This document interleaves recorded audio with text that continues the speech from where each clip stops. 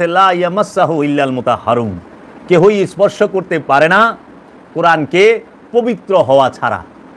পবিত্র হওয়া ব্যতীত এই কোরআনকে কেহই স্পর্শ করতে পারে না।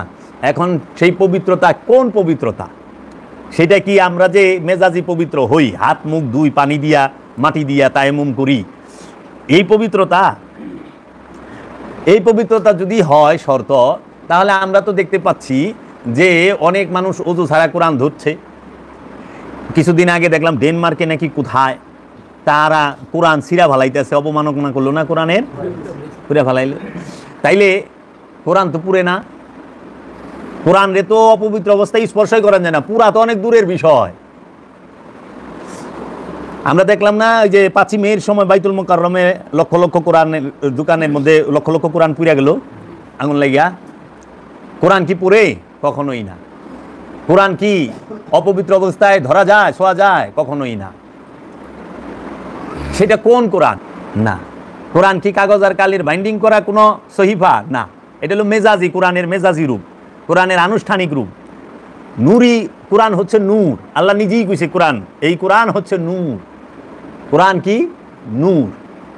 এই নূরকে স্পর্শ করা যায় না অপবিত্র অবস্থায়, মানে খান্নাস যুক্ত নফস, কামনা যুক্ত নফস নিয়া কোরআন স্পর্শ করতে পারবেন না।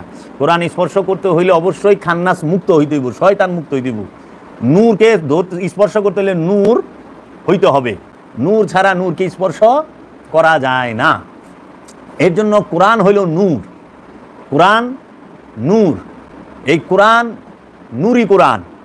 কোরআনের জবান আছে, কোরআনে কোনো অক্ষর নাই। কোরআনের নূর আছে, কোরআনের জবান আছে, কিন্তু কোরআনের মধ্যে কোনো কালিও নাই, কাগজও নাই, অক্ষরও নাই। সেই মহাবিজ্ঞানময় যে কোরআন, আল্লাহর নবী, আল্লাহর রসুল তিনি যাহা বলেছেন সেই বাণীগুলোকে ধারণ করে আমরা কাগজ আর কালিতে বাইন্ডিং করে রেখেছি কিছু অংশ।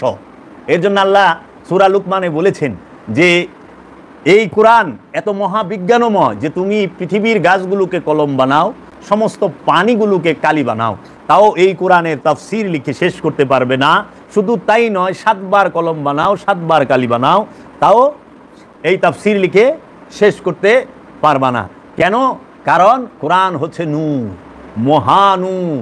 এই কোরআন কালে কালে অবতীর্ণ হচ্ছে, নাজিল হচ্ছে, সর্বকালে সর্বসময়ে এই কোরআন আসতেছে। সেটা কোন কোরআন? নূরি কোরআন। এই কাগজ কালির বাইন্ডিং কালে কালে আসে না, নূরি কোরআন আছে। নূরি কোরআন যদি না থাকে তাহলে পরে মানুষ হেদায়েত হইব কেমনে? কোরআনের উসিলা ধরতে হয়, কোরআনের উসিলায় শেফা, মুক্তি পাইবা। সেই কোরআন এইটা না, সেই কোরআনটা হচ্ছে নবী মুহাম্মদ সাল্লাল্লাহু আলাইহি ওয়াসাল্লাম, নবী ঈসা রুহুল্লাহ, নবী মুসা কালিমুল্লাহ, নবী ইব্রাহিম খলিলুল্লাহ, নবী নূহ নবীউল্লাহ, নবী আদম সফিউল্লাহ। এই নবীরাই হচ্ছে জীবন্ত কেতাব এবং নূরি কোরআন। সমস্ত নবীগণ, সমস্ত রসুলগণ, সমস্ত ওলিয়ে কামেলগণ, সুলতানুল হিন্দ খাজা গরিবে নওয়াজ, তিনি হচ্ছেন জীবন্ত কেতাব, নূরি কোরআন।